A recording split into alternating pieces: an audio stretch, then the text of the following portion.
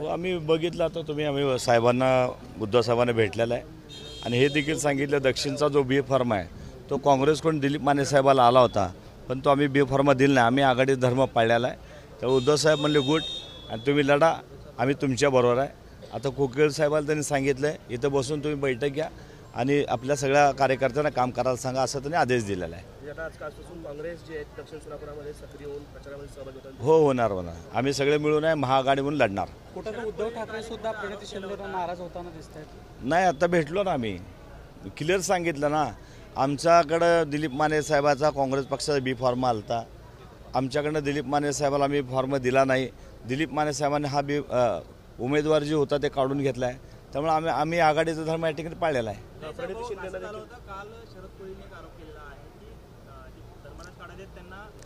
बघा, आता उद्धव साहेबांबरोबर मी बोललो आहे. आम्ही आघाडी धर्म पाळतो आहे. आमच्याकडं काँग्रेसचा बी फॉर्म माने साहेबाचा आला होता. आम्ही माने साहेबाला बी फॉर्म दिलं नाही. माने साहेब फॉर्म काढून घेतला आहे. आपला धर्म आम्ही आघाडीचा या ठिकाणी पाळलेला आहे.